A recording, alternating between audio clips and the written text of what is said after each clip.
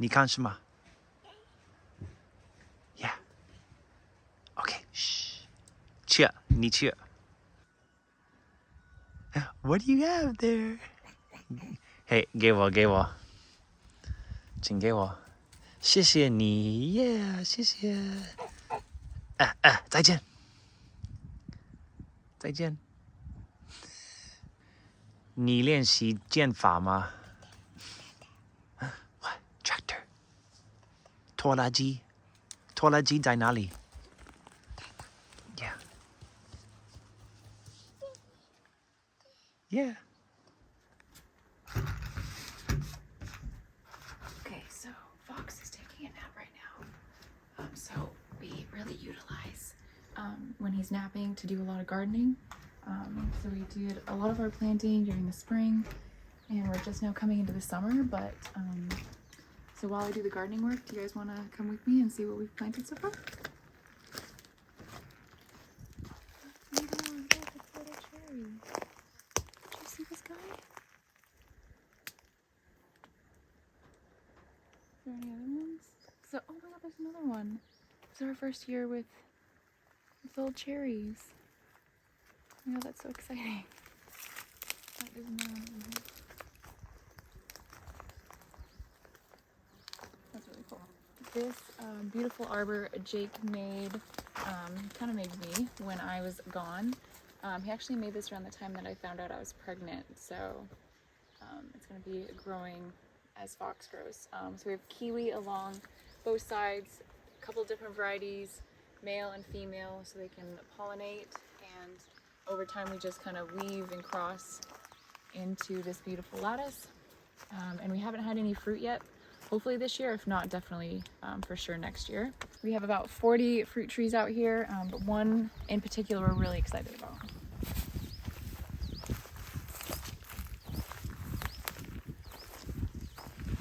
Here we have a pawpaw tree. So it's been in the ground for about 3 years, and it just looks like it's doing great. It has a ton of new growth coming on. And of course, when it fruits, we will eat it with you guys and show you what it looks like. So Jake and I are planting a lot of famine foods, chestnut, hazelnut, and walnuts as well. But let's go check out the garden. Just real quick over here, we have my dye garden / herb garden. And then I use these jars to protect them from slugs and to kind of create a greenhouse effect, because it is still kind of chilly at night. No frost, but it kind of keeps them a little bit warmer. And we'll come back to you in about 3 months when it's full bloom and just this whole bed will be just covered with plants. So give it about 3 months and it'll be there. 2 beds of black cap raspberries. We have 1 gooseberry on this side. Hey, ginseng. Hi, come here. The black cap raspberries are native here, and we actually just found them along our road. So we propagated them and then brought them here, which we did do a video on maybe a couple years ago.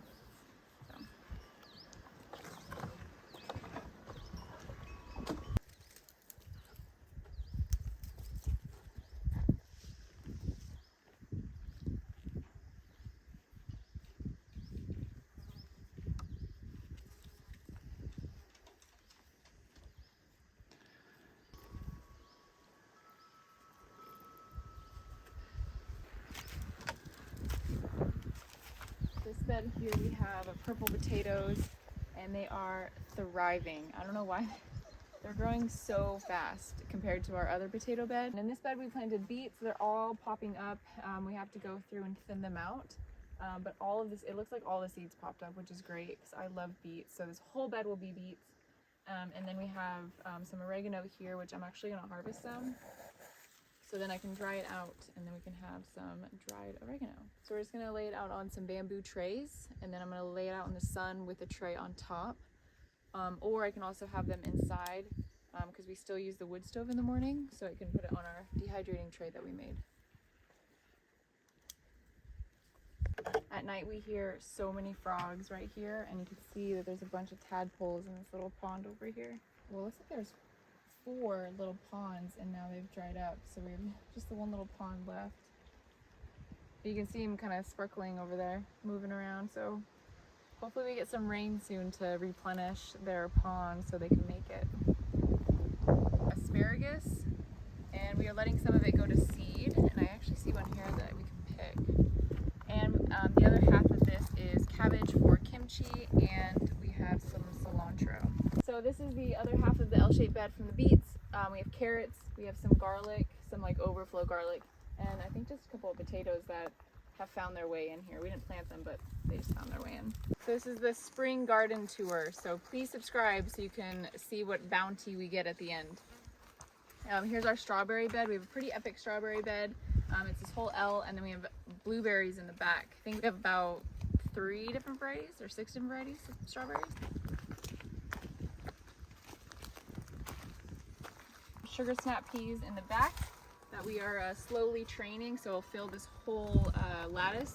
And then in the front we have purple bok choy that we use for a lot of our stir fries. And then don't mind the bear, cougar, deer electric fence and human.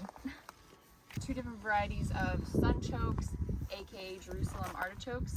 This is the white variety, and then this is the purple variety. Even though it is the first part of June, I mean, look how full it already is. It's just so beautiful. And then down here we have our garlic patch. So last year we had our tomatoes here, but we decided to put our garlic, and they're actually getting their scapes, which I'm really excited about, because we'll take the scapes and then we'll cook with them, and also dehydrate them and to make them into garlic powder. So we have this whole row of beautiful garlic, 3 tires that we're reusing into little potato beds. So these are like overflow potatoes. I think in total we have like 6 potato, oh no, actually we have like 8 potato beds. And then we'll continue on over here. And look who woke up from his nap. Hi. So right behind us is carrot bed number 3. This is all carrots. This bed is our zucchini bed. This first half is all onions, and then this front half is broccoli, and then we have 2 chamomile in the sides. Potatoes growing, and then in the front half we have some yarrow. This bed we have more purple bok choy and a lot of onions. You see the bees? Look. Hi, bee. There you go.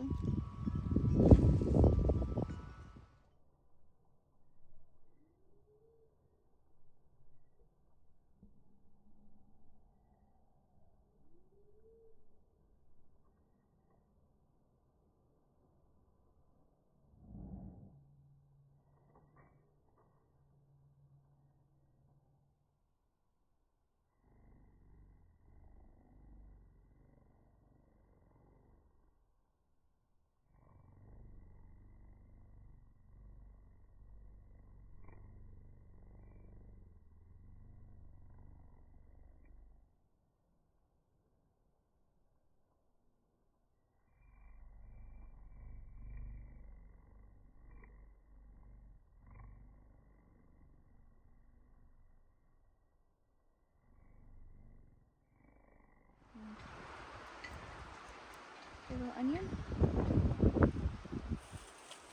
A little fibrous. Ooh, is that a little spicy? Here, smell. Can you smell it? Smell the flower smell? You can give it to Dad. We have more oregano, more onions, rhubarb, and I've already pruned it back, and I've already made like 5 cans of jam. So this is the second wave. So then I'll make some more jam and I'll combine it in with the strawberries. So I'll make strawberry rhubarb jam and hopefully some pie this year. So let me show you some of the potted plants that we have that we're going to be planting in the new house site and also the new garden over on that side.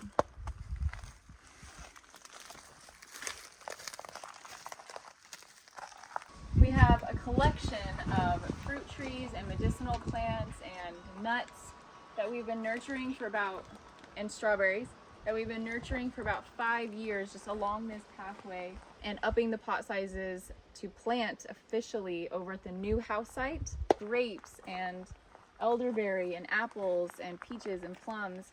We still have our orchard out there, but we wanted to save a good collection for the new orchard over there. Japanese maple. We have some monkey puzzle trees that give off a pine nut. And in front of the shipping container house is going to be my whole herb garden. So it's going to be a front yard just full of herbs. And we're also going to feature the bay tree. And leading up to the yurt, we have our hazelnut grove. There's some on this side and some on this side. We have to do some weed whacking to kind of open them up, but that's all that's over on this side. Now let's go check out the new garden. Let's go. Yeah, let's go.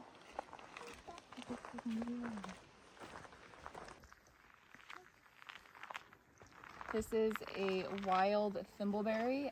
We have so many bushes of thimbleberry and salmonberry and blackcap raspberry and blackberry. Yeah, so we're gonna have thimbleberries very soon, and they're probably one of my favorite wild berries. You see the bee? Do you see the big one?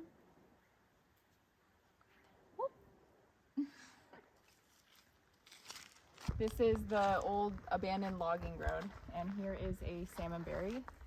We also have a lot of these. Here's another one right here. I mean, this whole hedge right here is salmonberry. Salalberry down below, salmonberry in the middle, and cloudberry up top. Honestly, salmonberry isn't my favorite. It's good, but I'll eat it because it's nutritious, but it's not my favorite. I tend to use it as a thickener for my jam, but Jake also likes them too, so. But we're gonna have some, I wonder if there's actually one ready. Salmonberry is the first berry that comes in the spring. Did you get the full branch? Yep.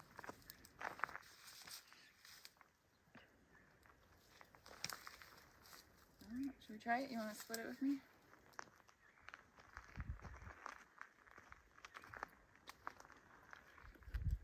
Oh, it's gonna be tart. Oh, he likes it. You want more? I think that was all that was ready, and maybe more over here. I found some. Very slim pickings right now because all the birds take the first wave. But he likes them. That's good. Welcome to my front yard medicinal garden. This is where it's gonna be. This is where the house is gonna be. That crane just got dropped off the other day because tomorrow is the big day that we're getting our shipping containers. Whoop, whoop. This is gonna be a collection of our kitchen garden / medicinal herb garden. We're also gonna put the bay leaf tree up here. So I'm gonna walk out the front door of our kitchen and just be able to harvest stuff for our meals. And the crane is here because tomorrow our shipping containers get lifted into place. So it's a very big day tomorrow. Let me go show you the garden and the future greenhouse. Without giving too much away, but in between the house and the greenhouse, we're gonna have our new outdoor kitchen, new pizza oven, and wok stove. This is going to be our greenhouse. In these pots here, we have Cape Gooseberry, aka ground cherry. This is going to be the pathway leading up to the greenhouse. Yeah.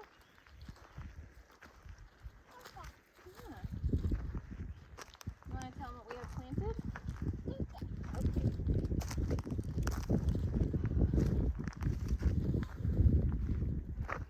Shallots and cucumbers in this first bed. Tomatoes, a bunch of different varieties. We have some butternut squash. We have 3 butternut squash that popped up, huh? Yeah.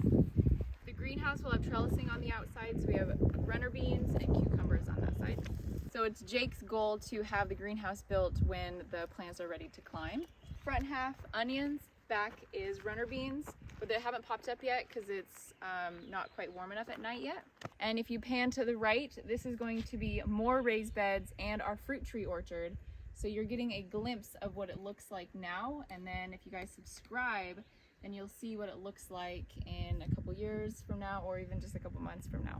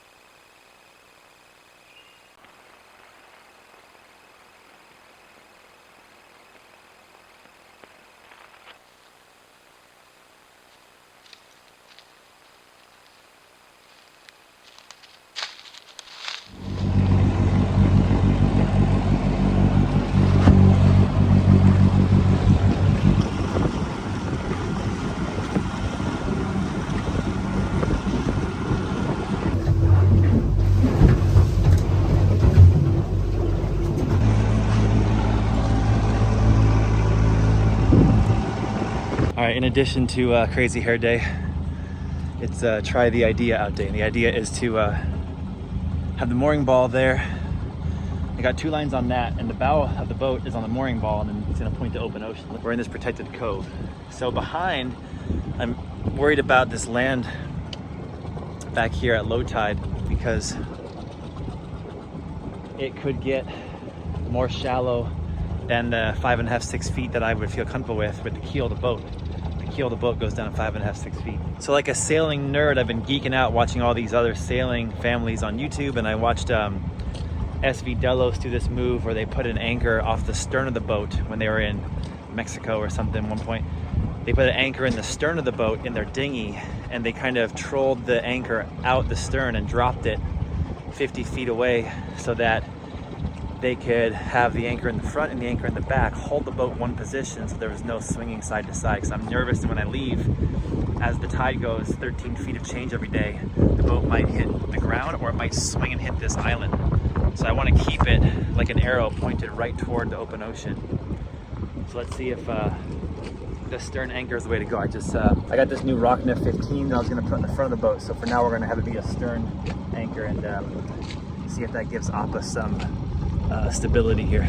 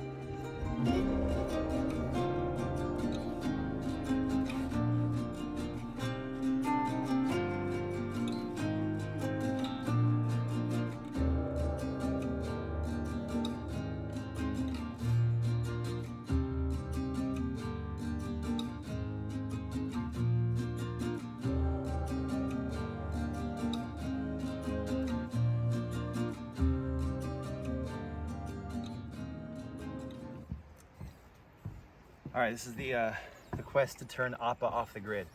Off the grid in terms of heat, off the grid in terms of electricity, off the grid in terms of its ability to travel around, you know. Sails for the traveling, solar for the electricity. So we've got the Bluetti AC-180, and this one's much more compact Bluetti. It's got the cordless charging for a phone on top. And we're gonna charge it up in the sun with a 275 watt panel today to see how long it takes to charge this guy, because I think maybe since this boat is only just under a 40 footer and it's not some 50, 60 foot monohull or a catamaran, maybe we don't need a crazy battery bank. Maybe this is all we need, you know, to charge our computers and cameras and sensitive gear, and to charge the boat's lead acid batteries that power the engine. All right, let's turn it on here. So battery's on, we're at 41% of a charge. Look at this guy. Look at this guy, buddy. So I'm gonna put male and female. Yeah. Okay. Fox just successfully turned it off. So it's off. Let's see if we plug it in, if it turns on by itself and charges by itself here. It does.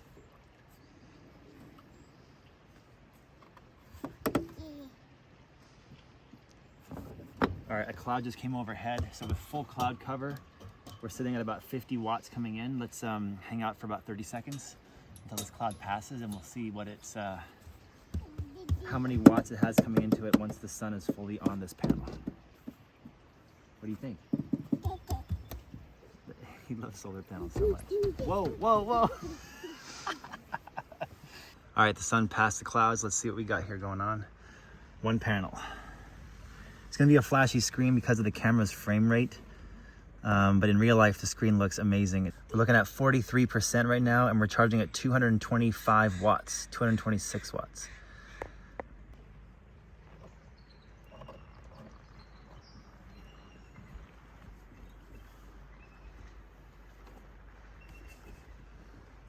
All right, so I got this 10% higher. It's in the 50s now, so I'm gonna actually use the energy while it's charging. So I got over 200 watts coming in, and I gotta charge these tool batteries. So one of these is a really fast charge, and one of these is a slower, normal charging guy. So let's plug these in. Just turn them on, and then all I do to activate these plugs is I hit this AC button. AC. Boom. Watch. Are they flashing red? Yes. Cool. So they're both charging. So that's this one. This one charges really fast. So unlimited tools now on Appa, and 410 watts going out. So I got 250 watts going in and 410 watts going out. And keep the battery in the shade, and now I did hear the fan turned on, so it's keeping it nice and cool. I wish that when I was a kid that I could have learned how solar works and how electricity works, which is, it baffles my mind that nobody in school taught me that. No class ever, you know? I graduated on the dean's list. I had good grades. So I get a kick out of the fact that the sun is shining, and I got this battery, you know, helping my family with electricity, while at the same time it's giving me free energy for my tools. High five. Yeah. Yeah. Yeah, finger. So you guys watched a few episodes back. We installed the cubic mini wood stove, and this has been heating up our tea, keeping the hall dry and warm, and it's been our source of livability. Since we have so much wood, we can keep 2 weeks of wood here on Appa and then be off the grid, you know. The problem comes if we ever run out of wood while we're traveling, but we have enough sun. What Nicolle and I have found is waking up in the morning time at 6 a.m. if the fire's out because we were sleeping, it really sucks to get up and light the fire and wait an hour for it to warm the hull up. And so we have an electric heater, but we never had enough energy on board to power this thing. So it takes a lot of energy to power this thing up. So this little Bluetti is not so little. It can do 1800 watts of external output. So let's put it to the test and see if it can power the heater, and for how long. Of course, since this heater draws massive power, the AC-180's battery runs out a little faster than usual. I'm finding it is such a powerful battery for powering all of my tools, or even a fridge and a freezer for long periods of time. But it's still very friendly and convenient if you want to load something huge like this heater for a short period of time. Look at that, 1255 watts. Fan is on the Bluetti. Oh my God, lots of heat coming out of this guy. Can you feel it? Let me see your hand. That'd be good in the morning time, right? Mm-hmm. So this would be great if we had this at like 100% and the sun was gonna shine during the day. We could have this on, even if we wanted to have it on for a long period of time, drain it, and then charge it up again during the day in the sun. What do you think? Sounds good. Let's add some more to it. Let's test it, you know? So click the DC on, and then I'm gonna put my phone just on the top, because the top of the battery can charge your phone. Now my phone's at a full charge. So let's do this tool as well, the powerful one. I have the big battery now. Third battery to charge. Oops, sorry. 1460 watts. This is a pretty sweet little cube. Yeah. What do you think? Can I give you some? Oh. 这是你的帽子。Hey, 我问你，我的耳朵在哪里？我的耳朵在哪里？在这里。Good job, buddy. 好的，好的。Yeah. Whoa. 喜欢我的帽子吗？嘿。我给你，我给你。Yeah. 我的眼睛在哪里？ Yeah, 在这里，在这里。Too much. How about 我的头发？头发，头发。头发，头发，我的头发。Okay, so what was the percentage when we started?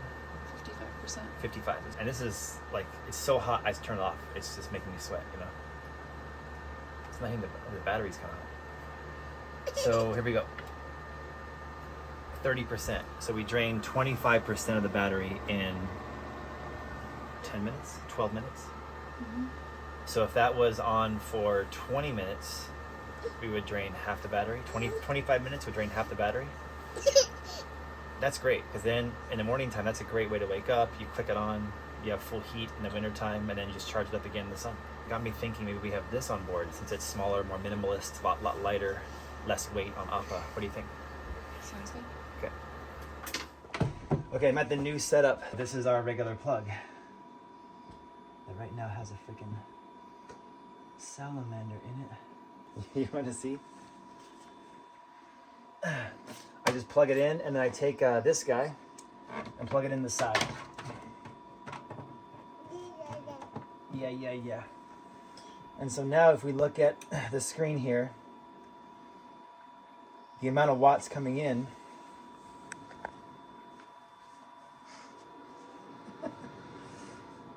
how many watts? Ooh, 670. Yeah, so it looks like it's charging safely at 675 watts when plugged into the wall. So think about what that means. I got a big, giant panel outside charging it at about 200 watts, but if I plug it into the wall, 675, so it's charging 3.5 times faster in the wall. So now if I drain it down to 0, I have access to a wall outlet. I'm charging up very, very fast. Push the buttons, look, the green buttons. Yep. Thank you, just shut it all off. Turn off this one. Yep. Push it 1,000 times.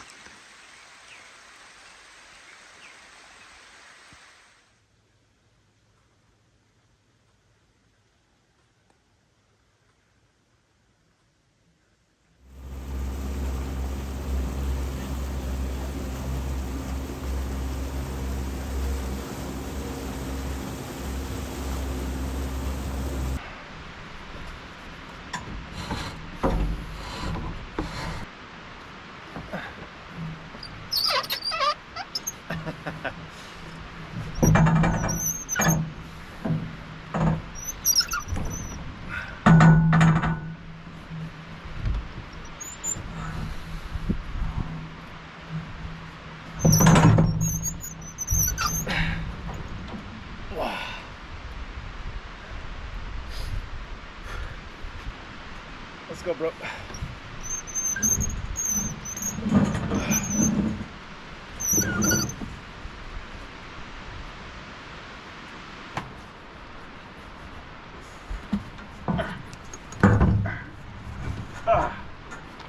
Yeah.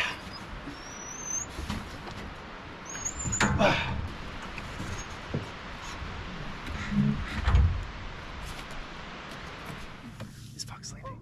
Yes, he is. Okay. I'm going to move this in position, and then you're going to kind of mark like a nice circle around each foot.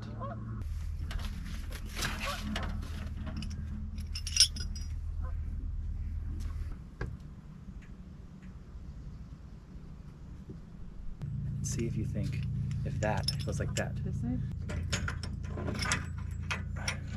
So why can't that lay right against the wood and go bolt through the wood there? Yeah, Be like that. for sure, right? Just like that. Right? Does it look flush? Like it's sitting there nice? Yeah, nice, right? Yeah.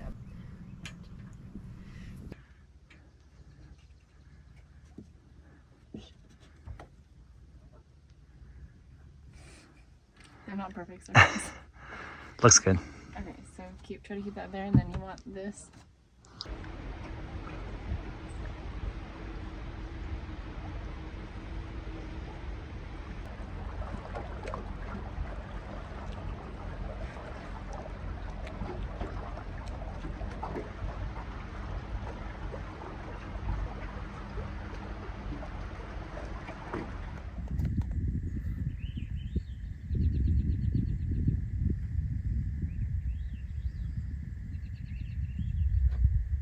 Do you like from looping it?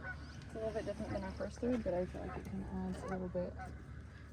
I think it looks great. Yeah. Like it's a camo cord, yeah? Yeah, this one. So we have this one going this way, in and out, in and out. This one's looping out. I mean, the tinsel strength is good, but do you like the aesthetic? Do you like how it looks? Yeah, that's fine. And then Okay. obviously we'll clean it up and we'll cut all the excess off. Yeah, sounds good. But it's strong. It's gonna block fox. I hope so. It better.